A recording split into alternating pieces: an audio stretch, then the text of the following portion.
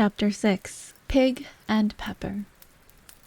For a minute or two, she stood looking at the house, and wondering what to do next, when suddenly a footman in livery came running out of the wood. She considered him to be a footman because he was in livery. Otherwise, judging by his face only, she would have called him a fish, and rapped loudly at the door with his knuckles. It was opened by another footman in livery with a round face and large eyes like a frog, and both footmen, Alice noted, had powdered hair that curled all over their heads. She felt very curious to know what it was all about, and crept a little out of the wood to listen. The fish footman began by producing from under his arm a great letter, nearly as large as himself, and this he handed over to the other, saying in a solemn tone, "For the Duchess, an invitation from the Queen to play croquet." Then they both bowed low, and their curls got entangled together. Alice laughed so much at this that she had to run back into the wood for fear of their hearing her, and when she next peeped out, the fish footman was gone, and the other was sitting on the ground near the door, staring stupidly up into the sky. Alice went timidly up to the door and knocked. "There's no sort of use in knocking," said the footman, "and that for two reasons. First, because I'm on the same side of the door as you are. Secondly, because they're making such a noise inside, no one could possibly hear you."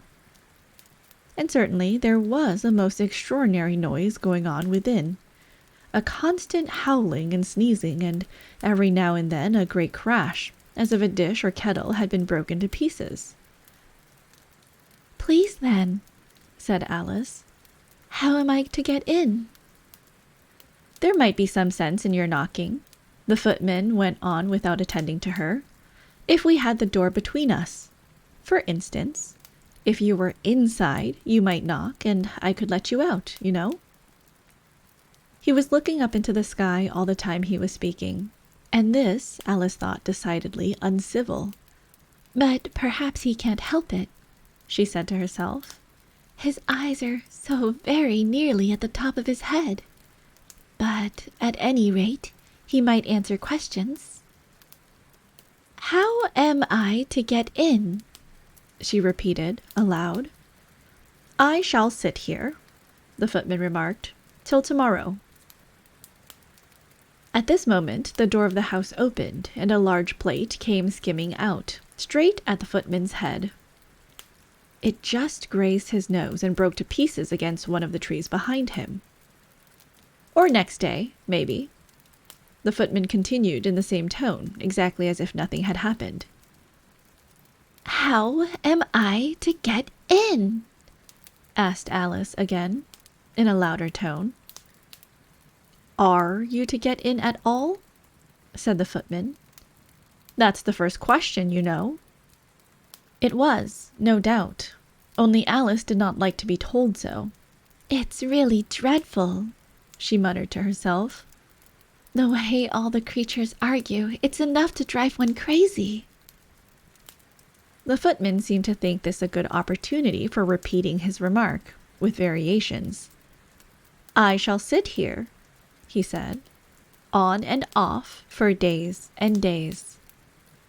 "But what am I to do?" said Alice. "Anything you like," said the footman, and began whistling. "Oh, there's no use in talking to him," said Alice desperately. "He's perfectly idiotic." And she opened the door and went in. The door led right into a large kitchen, which was full of smoke from one end to the other. The Duchess was sitting on a three-legged stool in the middle, nursing a baby. The cook was leaning over the fire, stirring a large cauldron which seemed to be full of soup. "There is certainly too much pepper in that soup," Alice said to herself, as well as she could for sneezing. There was certainly too much of it in the air. Even the Duchess sneezed occasionally. And as for the baby, it was sneezing and howling alternately without a moment's pause.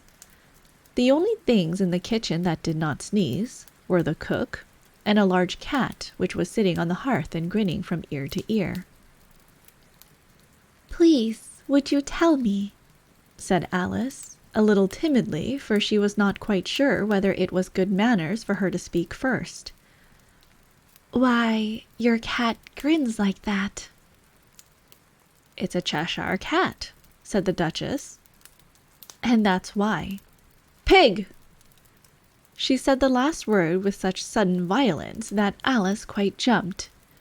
But she saw in another moment that it was addressed to the baby, and not to her. So she took courage and went on again. I didn't know that Cheshire cats always grinned. In fact, I didn't know that cats could grin. They all can, said the Duchess, and most of them do. I don't know of any that do, Alice said very politely, feeling quite pleased to have got into a conversation. You don't know much, said the Duchess, and that's a fact. Alice did not at all like the tone of this remark, and thought it would be as well to introduce some other subject of conversation. While she was trying to fix on one, the cook took the cauldron of soup off the fire, and at once set to work throwing everything within her reach at the Duchess and the baby. The fire irons came first. Then followed a shower of saucepans, plates, and dishes. The Duchess took no notice of them even when they hit her, and the baby was howling so much already that it was quite impossible to say whether the blows hurt it or not. Oh, please mind what you're doing, cried Alice, jumping up and down in an agony of terror. Oh, there goes his precious nose! As an unusually large saucepan flew close by it and very nearly carried it off. If everybody minded their own business, the Duchess said in a hoarse growl, the world would go round a deal faster than it does. Which would not be an advantage, said Alice, who felt very glad to get an opportunity of showing off a little of her knowledge. Just think of what work it would make with the day and night. You see, the earth takes 24 hours to turn round on its axis. Talking of axes, said the Duchess, chop off her head. Alice glanced rather anxiously at the cook to see if she meant to take the hint, but the cook was busily stirring the soup and seemed not to be listening, so she went on again. 24 hours, I think. Or is it 12? Oh, don't bother me, said the Duchess. I never could abide figures. And with that she began nursing her child again, singing a sort of lullaby to it as she did so, and giving it a violent shake at the end of every line. Speak roughly to your little boy, and beat him when he sneezes. He only does it to annoy, because he know it teases. Wow, wow, wow! While the Duchess sang the second verse of the song, she kept tossing the baby violently up and down, and the poor little thing howled so that Alice could hardly hear the words. I speak severely to my boy, I beat him when he sneezes, for he can thoroughly enjoy the pepper when he pleases. Wow, wow, wow! Here, you may nurse it a bit, if you'd like, the Duchess said to Alice, flinging the baby at her as she spoke. I must go and get ready to play croquet with the Queen. And she hurried out of the room. The cook threw a frying pan after her as she went out, but it just missed her. Alice caught the baby with some difficulty, as it was a queer-shaped little creature and held out its arms and legs in all directions. Just like a starfish, thought Alice. The poor little thing was snorting like a steam engine when she caught it, and kept doubling itself up and straightening itself out again, so that, altogether, for the first minute or two, it was as much as she could do to hold it. As soon as she had made out the proper way of nursing it, which was to twist it up into a sort of knot and then keep tight hold of its right ear and left foot so as to prevent its undoing itself, she carried it out into the open air. If I don't take this child away with me, thought Alice, they're sure to kill it in a day or two. Wouldn't it be murder to leave it behind? She said the last words out loud, and the little thing grunted in reply. It had left off sneezing by this time. Don't grunt, said Alice. That's not at all a proper way of expressing yourself." The baby grunted again, and Alice looked very anxiously into its face to see what was the matter with it. There could be no doubt that it had a very turn-up nose, much more like a snout than a real nose. Also, its eyes were getting extremely small for a baby. Altogether, Alice did not like the look of the thing at all. "But perhaps it was only sobbing," she thought, and looked into its eyes again to see if there were any tears. No, there were no tears. "If you're going to turn into a pig, my dear," said Alice seriously, "I'll have nothing more to do with you. Mind now." The poor little thing sobbed again, or grunted. It was impossible to say which, and they went on for some while in silence. Alice was just beginning to think to herself, "Now, what am I to do with this creature when I get it home?"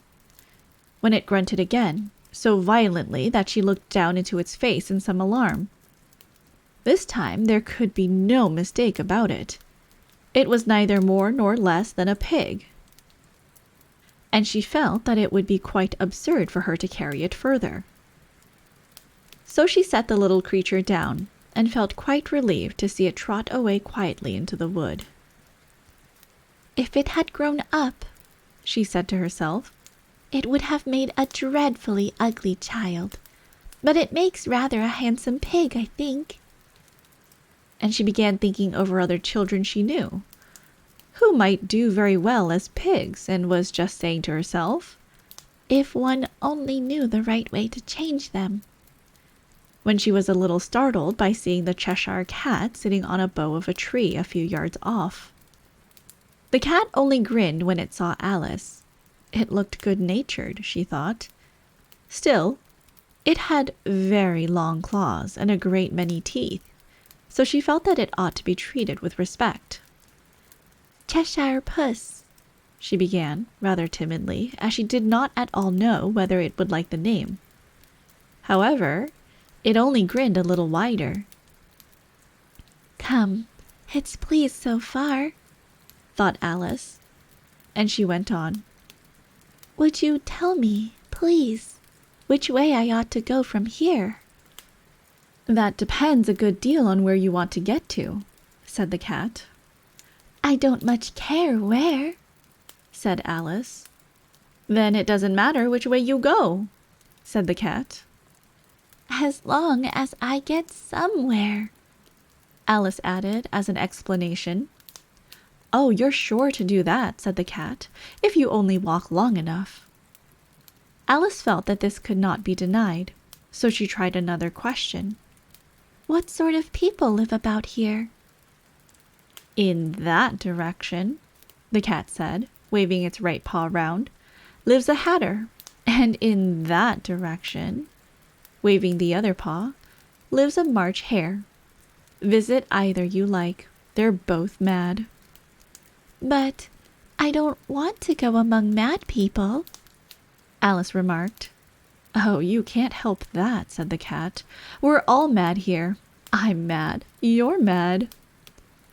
"How do you know I'm mad?" said Alice. "You must be," said the cat, "or you wouldn't have come here." Alice didn't think that proved it at all. However, she went on. "And how do you know that you're mad?" "To begin with," said the cat, "a dog's not mad. You grant that?" "I suppose so," said Alice. "Well then," the cat went on, "you see, a dog growls when it's angry and wags its tail when it's pleased. Now, I growl when I'm pleased and wag my tail when I'm angry. Therefore, I'm mad."